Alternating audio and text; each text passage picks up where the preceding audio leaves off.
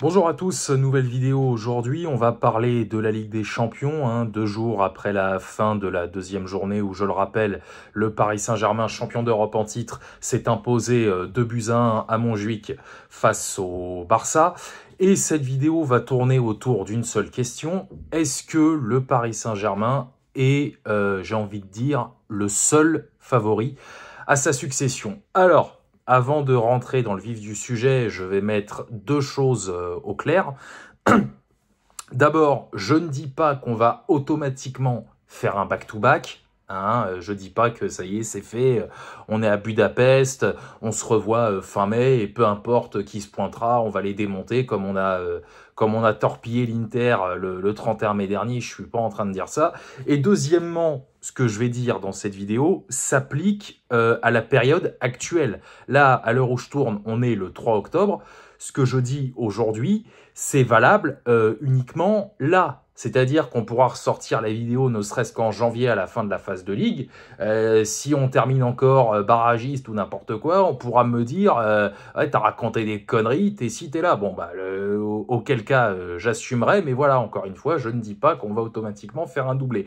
Mais la victoire de mercredi contre Barcelone m'a fait réaliser que, alors il y a plusieurs paramètres à prendre en compte, je vais y revenir dans un instant, mais cette victoire m'a fait réaliser qu'on était encore, qu'il y avait encore possibilité de faire de grandes choses cette saison. Parce que il faut pas oublier que quand on a battu le Barça mercredi, il nous manquait du monde.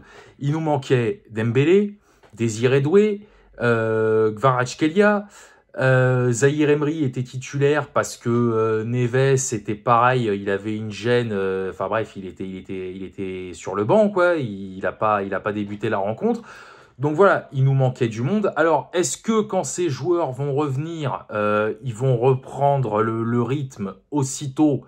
Bon, je pense quand même, on sait jamais, peut-être qu'il leur faudra quelques matchs d'adaptation. Bon, ça, on verra en temps voulu. Mais voilà, on avait des absents.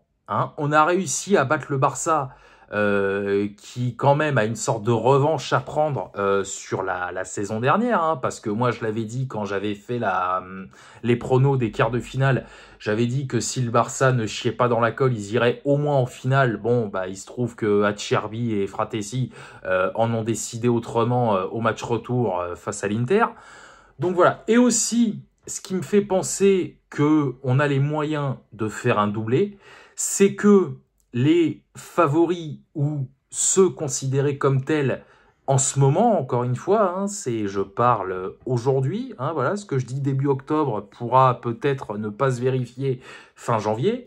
Les favoris ou supposés comme tels, bah, ils ronronnent un petit peu en ce moment. Voilà, ils ont du mal un petit peu à démarrer, à part une équipe dont je vais parler dans une seconde, mais des équipes comme Liverpool, comme le Real Madrid, comme le Barça, ou je sais pas moi qui est, ou même peut-être même l'Inter. L'Inter, ils font pas un début de saison facile en Serie A. Voilà, ces équipes-là en ce moment, elles marquent un petit peu le pas. Bon, le Real enchaîne les victoires en Liga, même en Ligue des Champions. Ils sont leaders d'ailleurs, ou deuxième ex aequo avec le Bayern de la phase de Ligue. Mais voilà, le Real, le jeu n'est pas là. Alors bon, vous me direz, le jeu, tant qu'il y a des résultats, on s'en branle. Mais voilà, et justement, le Bayern, c'est vraiment eux qui me font peur, j'hésite pas à le dire. Le Bayern me fait flipper. On va les affronter d'ailleurs le 4 novembre prochain au Parc des Princes à l'occasion de la 4e journée de la phase de Ligue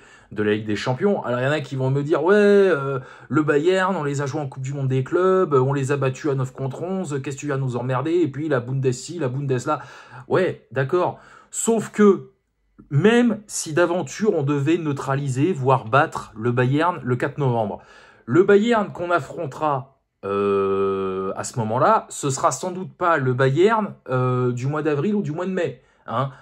Si on retrouve le Bayern en quart, en demi, voire peut-être en finale le 30 mai prochain à Budapest, ce sera pas la même équipe. Déjà, le Bayern qu'on va affronter là, la 4e journée de la phase de Ligue, ce sera pas le Bayern qu'on a battu à la Coupe du Monde des clubs en quart de finale. Donc voilà, moi c'est vraiment, en ce moment, hein, il y a que le Bayern vraiment qui me fait peur, hein, voilà, parce que c'est le Bayern qu'on connaît, c'est le Bayern rouleau compresseur, Harry Kane, il est chaud comme une baraque à frites, voilà, c'est le Bayern qui laisse que des miettes à ses adversaires, donc voilà.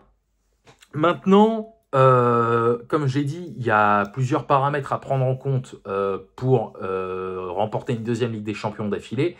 Et l'un de ces paramètres, c'est le mercato. On n'en a pas fait cet été, hein, enfin en tout cas pas le mercato qu'on aurait pu espérer, notamment dans le secteur offensif. Si on veut aller le plus loin possible en Ligue des Champions cette année, il va falloir des recrues au mercato d'hiver. Alors, dans une vidéo précédente, j'avais dit que ouais, l'hiver prochain, on ne fera pas ce qu'on a fait en janvier dernier, à savoir sortir 70 millions pour Kvaratskhelia, voilà. Mais le truc, c'est que voilà, si on veut faire quelque chose, il va falloir sortir le chéquier au mercato d'hiver. Parce que sinon, en mars ou en avril, il n'y a plus personne. On a fait cette putain de Coupe du Monde des clubs, d'une certaine façon, même si on a perdu en finale, on est allé jusqu'au bout, hein, voilà. Alors que, je le dis avec le recul, si on était sorti en 8e ou en quart, ça aurait pas été scandaleux, ça aurait permis aux joueurs de se reposer davantage, et peut-être qu'on n'aurait pas toutes les blessures qu'on a actuellement. Donc voilà, le mercato, ça va être un élément déterminant pour la suite. Maintenant, ça je l'ai dit aussi dans la vidéo où je listais ce que je souhaitais pour la saison en cours, là, la saison 25-26.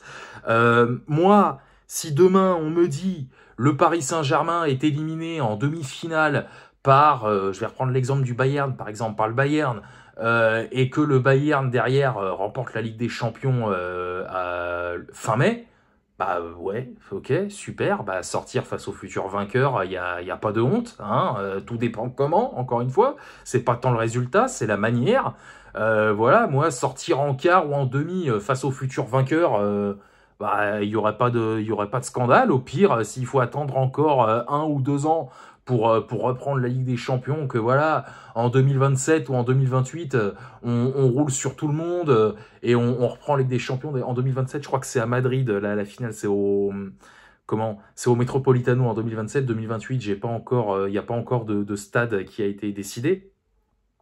Voilà, évidemment que mon envie, ce que je souhaite, c'est qu'on fasse un back-to-back.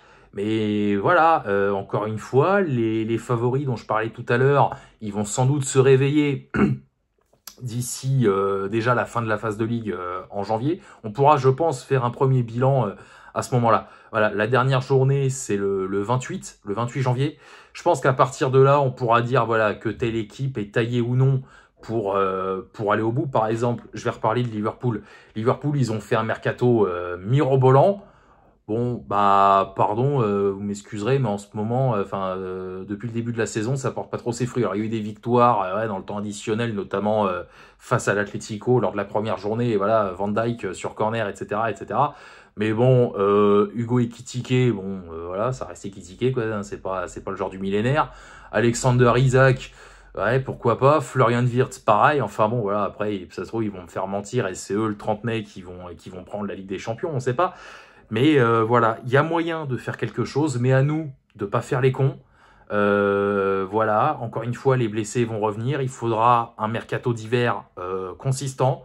Mais voilà, si on joue notre jeu, si on a les résultats, déjà, je le répète, hein, si on ne perd pas au Parc des Princes en phase de ligue et qu'on est solide à l'extérieur, le top 8, il sera acquis. Et ça, ce sera déjà une première étape.